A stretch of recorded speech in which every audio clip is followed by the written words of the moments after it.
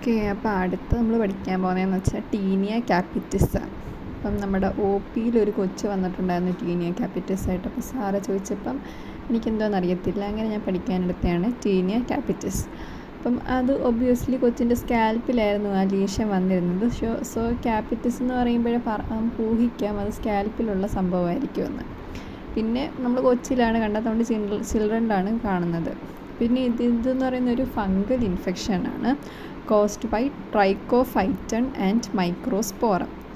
പിന്നെ നിങ്ങൾക്ക് സമയം ഉണ്ടെങ്കിൽ ഡെവലപ്ഡ് കൺട്രീസിൽ ട്രൈക്കോഫൈറ്റൺ ടോൺസുറാൻസും ഡെവലപ്പിംഗ് കൺട്രീസിൽ മൈക്രോസ്പോറം കെയ്ൻസും ഇതാണ് മെയിനായിട്ട് ഈ ടീനിയ ക്യാപിറ്റിസ് ഉണ്ടാക്കുന്നത്. അപ്പോൾ ഈ റിംഗ് വാം എന്ന് പറയില്ല, അതുപോലെ റിങ്ങായിട്ടായിരിക്കും ഈ തലയിൽ ഈ ചൊറി വരുന്നത്. ഈ വട്ടച്ചൊറി എന്ന് പറയും, എനിക്കൊക്കെ വന്നിട്ടുണ്ടായിരുന്നു കുഞ്ഞിലെ. പിന്നെ പത്തോജെനിസിസ് എന്ന് പറയുമ്പം 3 വരാം. ഒന്നെങ്കിൽ ഈ സംഭവം വെളിയിലും അകത്തും ആയിട്ട് വരാം. ഹെയറിൻ്റെ വെളിയിലും പറ്റിപ്പിടിച്ചിരിക്കും, ഹെയറിൻ്റെ അകത്തും ഇൻവേഡ് ചെയ്യും. അതിന് നമ്മൾ എക്ടോത്രിക്സ് എന്ന് പറയും. എക്ടോത്രിക്സിന് എക്സാമ്പിളാണ് മൈക്രോസ്പോറം. അല്ലെങ്കിൽ ഹെയറിൻ്റെ വെളിയിൽ നിന്ന് ഹെയറിൻ്റെ അകത്ത് മാത്രമായിട്ട് ഇൻവേഡ് ചെയ്തിരിക്കാം, അതിന് എക്സാമ്പിളാണ് ട്രൈക്കോഫൈറ്റൻ. അങ്ങനെ അകത്തോട്ട് കയറുന്നതിന് നമ്മൾ എൻഡോത്രിക്സ് എന്ന് പറയും. ട്രൈക്കോഫൈറ്റനാണ് എക്സാമ്പിൾ.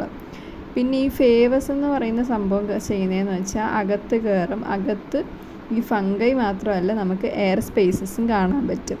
അതിന് എക്സാമ്പിളാണ് ട്രൈക്കോഫൈറ്റൻ ഷോൺലീനി. ഓക്കെ, അപ്പം എയർ സ്പേസസ് ഉണ്ടാവും അതിനകത്ത്.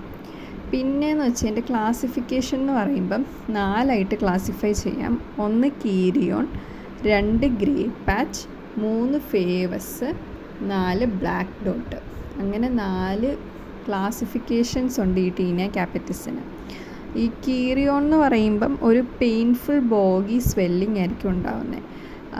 ഈ സ്വെല്ലിങ്ങിൻ്റെ മുകളിൽ കൂടെ ഹെയർ പോവായിരിക്കും. ഇപ്പോൾ ബ്രോക്കൺ ഹെയർസ് ഉണ്ടാവും, അലോപേഷ്യ ഉണ്ടാവാം, pustules and folliculitis matting of the hair ഇങ്ങനെ മാറ്റഡായിട്ട് കിടക്കുന്നുണ്ടായിരിക്കാം. ഇത് വന്ന് സെക്കൻഡറി ഇൻഫെക്ഷൻ വരാം. ഇത് ഹീലാവുമ്പോൾ സ്കാറിങ്ങും ഉണ്ടായിരിക്കും. പിന്നെ ഈ തലയിൽ ചൊറി ചരങ്ങൊക്കെ വരുമ്പോഴത്തേക്കിനും പിള്ളേർക്ക് എന്തുണ്ടാവും, ലിംഫെഡ്നോപ്പതി ഉണ്ടാവും. കഴുത്തിലൊക്കെ ലിംഫ് നോഡ്സ് എൻലാസ്റ്റ് ആയിരിക്കും. മെയിനായിട്ട് ട്രൈക്കോഫൈറ്റൻ ഫെറുഗിനിയവും ട്രൈക്കോഫൈറ്റൻ വെറുക്കോസവുമാണ് ഈ ഒരു കീരിയോൺ എന്ന് പറയുന്ന സംഭവം ഉണ്ടാക്കുന്നത്. ഈ KOH അല്ലെ വുഡ്സ് ലാബ് എക്സാമിനേഷൻ ചെയ്യുമ്പോഴത്തേക്കിനും ഇത് രണ്ടും നെഗറ്റീവ് ആയിരിക്കും ഇൻ കേസ് ഓഫ് കീരിയോൺ ആയിരുന്നു എനിക്കന്ന് OP-യിൽ വന്ന കൊച്ചിനുണ്ടായിരുന്നത്. പിന്നെന്ന് വെച്ചാൽ ഗ്രേ പാച്ചാണ് എനിക്കുണ്ടായിരുന്നത്. അതെന്ന് പറയുന്നത് മോസ്റ്റ് കോമൺ ഔട്ട് ബ്രേക്കിംഗ് സ്കൂളായിരുന്നു. എൻ്റെ ഫ്രണ്ടിനുണ്ടായിരുന്നു, എനിക്കുണ്ടായിരുന്നു. അപ്പോൾ അത് ഗ്രേ സ്കെയിൽസ് ആയിരിക്കും ഉണ്ടാവുക. എക്ടോത്രിക്സ് ആയിരിക്കും. അപ്പം എക്ടോത്രിക്സ് ആയതുകൊണ്ട് മുടീന് വെളിയിലും ഇങ്ങനെ തരി പോലെ ഉണ്ടാവും, മുടിക്കകത്തും അത് ഇൻഫെക്റ്റഡ് ആയിട്ടുണ്ട്. അപ്പം മുടി പറ്റും, ബ്രോക്കൺ ഹെയർസ് ഉണ്ടാവും. പക്ഷെ നോൺ സ്കാറിങ് അലോപേഷ്യയാണ്. അതുകൊണ്ട് ഇനി ഇത് വന്നിട്ട് പോയിക്കഴിഞ്ഞാലും ആൾക്കാർക്ക് പിന്നെ അറിയാൻ പറ്റില്ല. അതേസമയം മറ്റേ കീരിയോണൊക്കെ ആണെങ്കിൽ സ്കാറിങ് ആണ്. അതുകൊണ്ട് എൻ്റെ ഫ്രണ്ടിന് കീരിയോൺ ആയിരുന്നു. അപ്പോൾ അവൾക്ക് വന്നിട്ട് പോയപ്പോൾ അവളുടെ ഒരു അലോപേഷ്യയുടെ പാച്ച് ഇപ്പോഴും അവളുടെ തലയിലുണ്ട്. അപ്പോൾ ഇത് എനിക്കില്ല, ബിക്കോസ് എനിക്ക് വന്ന ഗ്രേ പാച്ചാണ്. It is non scarring. പിന്നെ ഇച്ചിങ് ആയിരുന്നു എൻ്റെ മെയിൻ സിംറ്റം. പിന്നെ അത് common causative agent Microsporum canis, പട്ടിയുടെ ഓർത്താൽ മതി, അതായിരുന്നു എനിക്ക് വന്നത്. മൈക്രോസ്പോറം കാനിസ് ഉണ്ടാക്കുന്ന കീരിയോൺ ഗ്രേ പാച്ച്. മൂന്നാമത്തേന്ന് പറയുന്നത് ഫേവസ് എന്ന് പറയുമ്പം കപ്പ് ഷേപ്ഡ് ആയിട്ടുള്ള ക്രസ്റ്റുകൾ ഉണ്ടാവും. ക്രസ്റ്റസ് ആർ കോൾഡ് സ്ക്യൂട്ടുല. പിന്നെ ഈ ക്രസ്റ്റ് ഫംഗസ് എന്ന് പറയുന്നത് ഈ ക്രസ്റ്റ് എന്ന് പറയുന്നത് ഫംഗസും പിന്നെ ഈ ഫംഗസ് ഇൻവേഡ് ചെയ്തപ്പോൾ പോയ എപ്പിഡെർമിസും കൂടെ ചേർന്നുള്ളതാണ്. ട്രൈക്കോഫൈറ്റൻ ഷോൺലേനിയാണ് ഇത് ഉണ്ടാക്കുന്നത്. പിന്നെ ഇതിൻ്റെ വുഡ്സ് ലാബ് എക്സാമിനേഷൻ പോസിറ്റീവ് ആയിരിക്കും. Dull green fluorescence Wood's lab examination ചെയ്യുമ്പം കാണാൻ പറ്റും. ഡൾ ഗ്രീൻ ഫ്ലൂറോസെൻസ് ഉണ്ടെങ്കിൽ അപ്പോൾ ഫേവസ് ആണ് ഡൾ ഗ്രീൻ ഫ്ലൂറോസെൻസ് എന്ന് പറയുന്നത്. പിന്നെ ബ്ലാക്ക് ഡോട്ടും ഞാൻ കണ്ടിട്ടുണ്ട്, പക്ഷേ ആരുടെയിലാണ് കണ്ടതെന്ന് എനിക്ക് ഓർമ്മയില്ല. That is angular patches of alopecia. നമുക്ക് ആംഗുലാറായിട്ട് ഇങ്ങനത്തെ പാച്ചസ് ഓഫ് അലപ്പേഷ്യ ആയിരിക്കും കാണുന്നത്. മറ്റേത് വട്ടത്തിലുള്ള വരട്ടിച്ചൊറി ആയിരിക്കും. പിന്നെ ബ്രോക്കൺ ഹെയർ കാണാൻ പറ്റും, സ്വോള്ളൻ ഹെയർ ഷാഫ്റ്റ്. പിന്നെ ഇതിൻ്റെ കോൺസെപ്റ്റ് വേജസ് എന്ന് പറയുമ്പം ട്രോൺസിലൻസും വയോലേഷ്യസും സോണ്ടീൻസും. ഇത് മൂന്നുമാണ് TVS. മൂന്നും എൻഡോട്രിക്സ് ആണ്, അകത്തോട്ടാണ് ഇൻവേഡ് ചെയ്യുന്നത്. അതുകൊണ്ടാണ് നമുക്ക് സ്വോളൻ ഹെയർ ഷാഫ്റ്റ്സ് ഒക്കെ ഉണ്ടാവുന്നത്. അപ്പോൾ ടോൺസിലൻസും വോലേഷ്യസും സോണ്ടീൻസും ചോദിച്ചിട്ടുള്ളതും കണ്ട.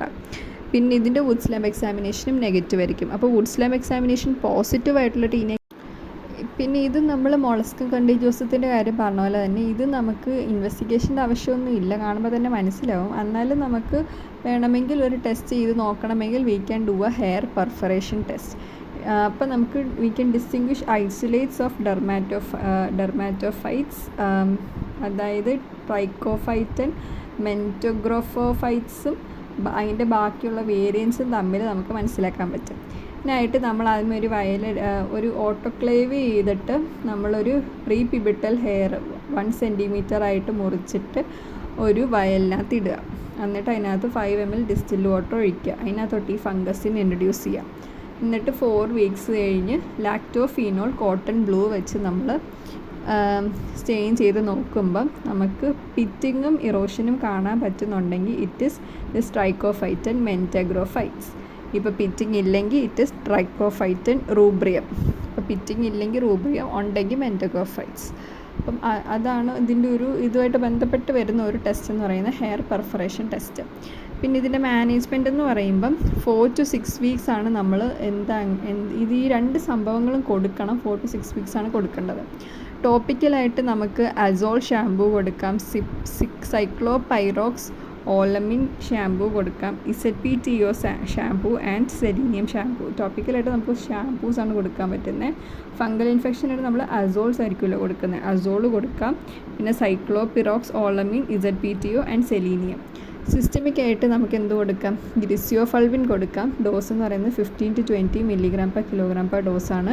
ഞങ്ങളുടെ സാറ് ആ കൊച്ചിന് കൊടുത്തത് ടെർബിനാഫിൻ ആയിരുന്നു. അത് ട്രൈക്കോഫൈറ്റൻ ആണെങ്കിൽ മെയിനായിട്ട് നമ്മൾ ടെർബിനാഫിൻ കൊടുക്കുന്നത്. പിന്നെ നമുക്ക് ഇട്രാകൊണസോൾ കൊടുക്കാം. അപ്പം ഇതൊക്കെയാണ് ഇതിൻ്റെ ട്രീറ്റ്മെൻറ്റ്സ് എന്ന് പറയുന്നത്. അപ്പം മിനിമം ഇത്രയും മതിയായിരിക്കും ടീനിയ ക്യാപിറ്റസിനെ പറ്റി.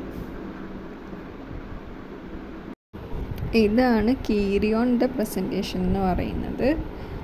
ഇത് ഗ്രേ പാച്ചിൻ്റെ പ്രസൻറ്റേഷൻ, ഇത് ഫേവസിൻ്റെ presentation, and this one is black ഡോട്ടിൻ്റെ പ്രസൻറ്റേഷൻ. Okay, thank U.